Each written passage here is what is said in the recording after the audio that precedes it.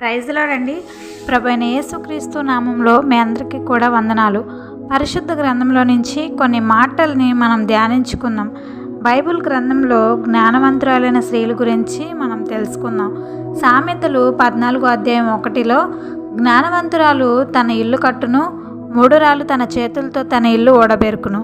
చూడండి, బైబిల్ గ్రంథంలో జ్ఞానవంతురాలైన స్త్రీల గురించి మనం చూస్తే రూతు కూడా మనకు కనిపిస్తూ ఉంది. బైబిల్ గ్రంథంలో రూతు ఒక ప్రశస్తమైన స్థానం సంపాదించుకుంది. రూతు మోయాబు దేశానికి చెందింది. మోయాబు దేశం విగ్రహాలకు నిలయమైనటువంటి దేశం. మోయాబీయులు లోతు యొక్క అక్రమ సంతానం కావడం వల్ల ఇశ్రాయేలులతో జతకట్టవద్దని దేవుడు చెప్పాడు. అలాంటి దేశాన్ని పాత జీవితాన్ని కూడా విడిచిపెట్టింది. తన కుటుంబం కూడా విగ్రహారాధికుల కుటుంబమే. అలాంటి కుటుంబం నుంచి వచ్చింది. బైబిల్లో రూతు గ్రంథం చూస్తే బెత్లెహేంలో కరువు రావడం వల్ల నయోమి తన భర్త తన 2 కుమారులను తీసుకొని మోయాబు దేశం వెళ్ళింది. అక్కడే ఉండిపోయింది. అక్కడ నయోమి భర్త చనిపోయాడు. నయోమి భర్త చనిపోయిన తర్వాత తన 2 కుమారులతో పాటు ఉంది. తన 2 కుమారులకి కూడా మోయాబు దేశానికి చెందిన స్త్రీలను ఇచ్చి వారికి వివాహం జరిపించింది. వారిలో పెద్ద కోడలు ఓర్ప, చిన్న కోడలు రూతు. వారంతా మోయాబు దేశంలో 10 సంవత్సరాలు కాపురం ఉన్నారు. తర్వాత తన 2 కుమారులు కూడా చనిపోయారు. నయోమి తన భర్తను 2 కుమారులను పోగొట్టుకొని ఒంటరిగా ఉంది. బెత్లెహేంలో కరువంతా పోయింది అని తెలుసుకొని తన 2 కోడలతో పాటు ఇశ్రాయేల్ దేశం వెళ్ళడానికి సిద్ధపడిందండి. తన 2 కోడలతో నయోమి అంటుంది, మీ భర్తలు చనిపోయారు, ఇక మీరు మీ పుట్టింటికి వెళ్ళి మరొక పెళ్లి చేసుకొని జీవితం గడపండి అన్నప్పుడు పెద్ద కోడలైన ఓర్ప తన అత్తను ముద్దు పెట్టుకొని వెళ్ళిపోతుంది. రూతు తన అత్త కుటుంబం ద్వారా దేవుణ్ణి తెలుసుకుంది కాబట్టి తన అత్తను హత్తుకుంది, అంటే దేవుణ్ణి హత్తుకుంది. నయోమితో అంటా ఉంది, నీవు వెళ్ళే చోటికి నేను వస్తాను, నీవు ఎక్కడ ఉంటావో నేను అక్కడే ఉంటాను, నీ ప్రజలే నా ప్రజలు, నీ దేవుడే నా దేవుడు అని నయోమితో పాటు బెత్లెహేం వెళ్ళింది. దేవుడు రూతు జీవితాన్ని చక్కగా తీర్చిదిద్దాడండి. తన యొక్క పాత జీవితాన్ని అంతా కూడా విడిచిపెట్టింది రూతు. దేవుణ్ణి హత్తుకుంది. హల్లెలూయా. అలాగే ఎస్తేరు గ్రంథం కూడా మనం చూస్తే ఎస్తేరు రాణి అన్న సంగతి బైబిల్ గ్రంథంలో మనం అందరం కూడా చదివి ఉన్నాం. ఎస్తేరు ప్రభు కొరకు కనిపెట్టుకుంది, దేవుని కొరకే ఎదురు చూసింది, దేవునితో సహవాసం కలిగి ఉంది. ఎస్తేరు చిన్నతనంలో తన తల్లిదండ్రులు చనిపోయిన తర్వాత తన పెద్దనాన్న కొడుకైన మొర్దెకై ఎస్తేరుని తన కుమార్తెగా స్వీకరించాడు. గొప్ప అంతఃపురానికి ఎస్తేరుని దేవుడు రాణిని చేశాడండి. భయంకరమైన కష్టం యూదా ప్రజలందరికీ వచ్చింది. మొర్దెకై ద్వారపాలకుడిగా ఉన్నప్పుడు హామాను వస్తున్నప్పుడు అందరూ లేచి నమస్కారం చేస్తున్నారు. మొర్దెకై చేయలేదు. ఎందుకు నమస్కారం చేయలేదని అడిగితే నేను యూదుడిని కనుక ఆ పని చేయను అన్నాడు. హామానికి కోపం వచ్చింది.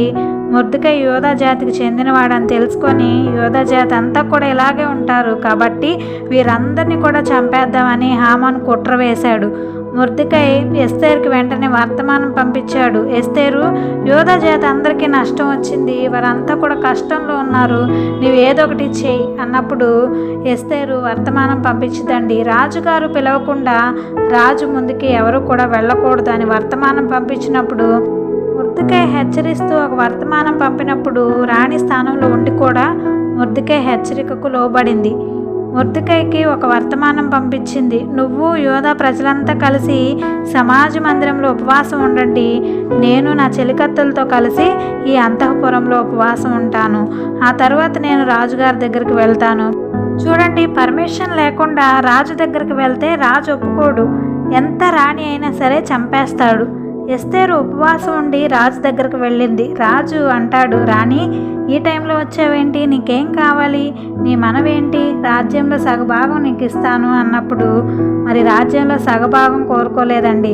రాజా, రేపు మీరు హామానుతో కలిసి ఎందుకు రావాలి అంటుంది. ఎంత జ్ఞానంతో ప్రవర్తించిందో తెలుసా. రాజు నీ మనవేంటో చెప్పు అన్నప్పుడు జరిగిందంతా కూడా రాజుకు చెప్తుంది. మొర్దెకై ఏ తప్పు చేయకపోయినా హామాను మొర్దెకైని హింసిస్తున్నాడు, నా జనులందరినీ చంపాలని చూస్తున్నాడు అని చెప్పినప్పుడు రాజుకు చాలా బాధ అనిపించిందండి. వెంటనే న్యాయం చేశాడు. హల్లెలూయా. తనకొచ్చిన సమస్యను ఏ విధంగా పరిష్కరించుకోవాలో ఉపవాసం ద్వారా ముందుకెళ్ళింది. దేవుడు రాజుకి కనికరం కలిగేలా చేశాడండి.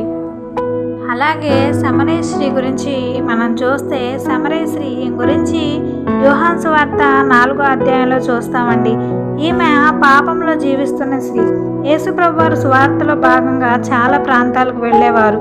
ఆయన యూదియా నుండి గలిలయకి వెళ్తున్న మార్గం మధ్యలో సమరయల ప్రాంతంలో ఆగారు.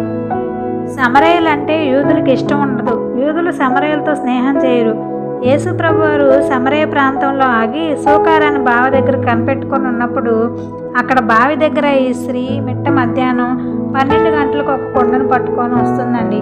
సమరయ స్త్రీని యేసుప్రభు రక్షించాలనుకున్నారు. ఆ స్త్రీ కోసం మిట్ట మధ్యాహ్నం బావి దగ్గరకు వచ్చారు.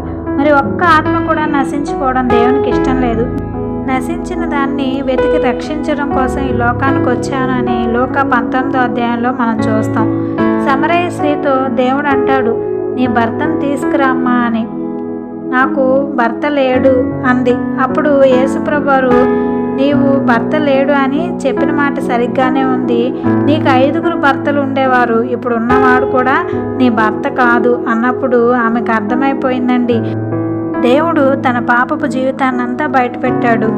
ఈయనే ఒక ప్రవక్త, ఒక మెస్సయ్య, ఈయనే లోకరక్షకుడని గుర్తించింది.